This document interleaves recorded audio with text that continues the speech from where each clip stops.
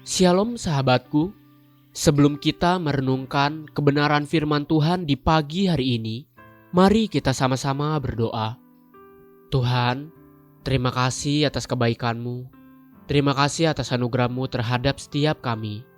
Bapa, saat ini kami serahkan hari-hari kami ke dalam tangan-Mu. Tolong tuntun setiap kami melalui kebenaran firman-Mu, agar setiap kami boleh terus dikuatkan dan kami boleh terus diingatkan. Kuasai setiap kehidupan kami ya Bapa, agar setiap kehidupan kami memuliakan nama-Mu. Terima kasih Bapa yang baik. Haleluya. Amin. Pagi hari ini, kita akan merenungkan kebenaran firman-Nya dengan tema sebagai pusat kehidupan. Mari kita buka Alkitab di dalam kitab Bilangan 2, ayatnya yang pertama sampai yang kedua. Tuhan berfirman kepada Musa dan Harun, orang Israel harus berkemah masing-masing dekat panji-panjinya menurut lambang suku-sukunya.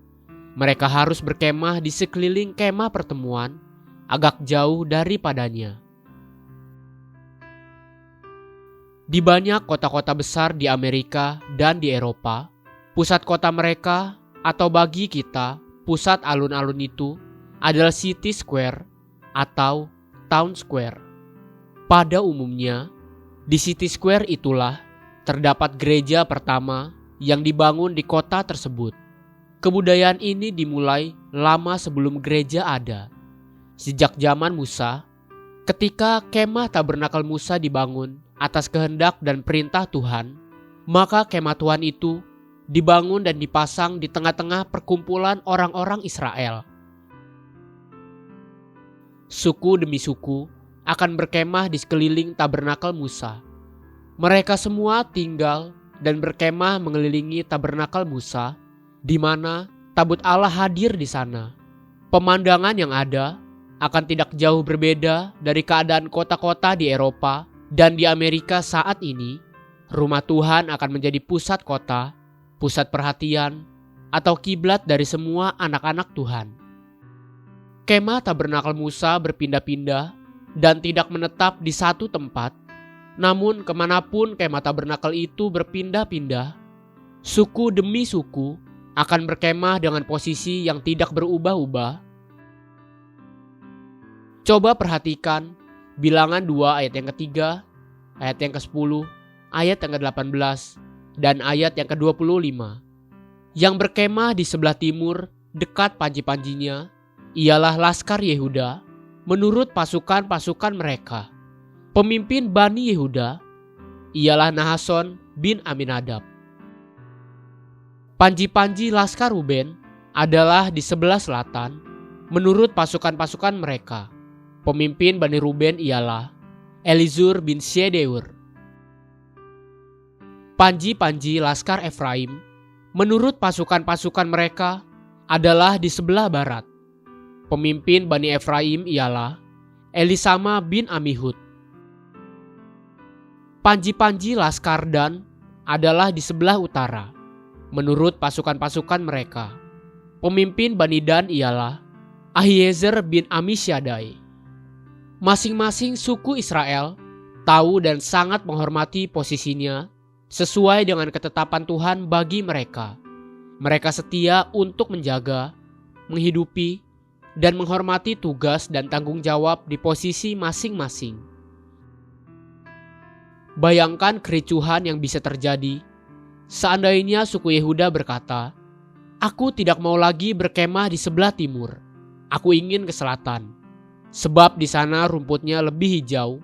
Atau suku Ruben berkata, "Kami ingin pindah dari selatan ke barat, sebab di barat ada sungai dengan air yang mengalir." Maka akan kacau balau dan tidak akan ada rencana Tuhan yang dapat tergenapi lewat hidup bangsa itu. Dua perkara sederhana dan penting untuk kita belajar pagi ini. Sama seperti Tuhan mengatur posisi berkemahnya umat Tuhan, Tuhan menetapkan di mana masing-masing boleh tinggal dan menetap. Demikianlah masing-masing kita memiliki tugas dan tanggung jawab sendiri-sendiri. Kemuliaan Tuhan akan terjaga dan berdampak hanya apabila setiap anak-anak Tuhan mau setia dengan tugas dan tanggung jawabnya masing-masing. Kedua, pusat perhatian. Fokus utama bagi setiap kita, dimanapun kita ditempatkan, adalah Tuhan yang hadir di dalam bait-Nya. Ketika kita setia dengan kebenaran ini, maka sungguh perlindungan dan penyertaan Tuhan akan berlaku bagi kita. Juga akan terjadilah seperti yang dinubuatkan Yesaya. Dalam Yesaya 2, ayat yang kedua sampai yang ketiga. Akan terjadi pada hari-hari yang terakhir, gunung tempat rumah Tuhan akan berdiri tegak di hulu gunung-gunung dan menjulang tinggi di atas bukit-bukit. Segala bangsa akan berduyun-duyun ke sana, dan banyak suku bangsa akan pergi serta berkata, "Mari, kita naik ke gunung Tuhan, ke rumah Allah Yakub, supaya Ia mengajar kita tentang jalan-jalannya, dan supaya kita berjalan menempuhnya. Sebab dari Sion akan keluar pengajaran dan firman Tuhan dari Yerusalem." Haleluya. Sahabatku, mari kita sama-sama berdoa. Terima kasih Bapa Surgawi. Aku bersyukur akan semua yang telah Engkau kerjakan bagiku. Ajari aku untuk setia dengan apa yang Kau percayakan bagiku. Amin. Jesus loves you, and so do I.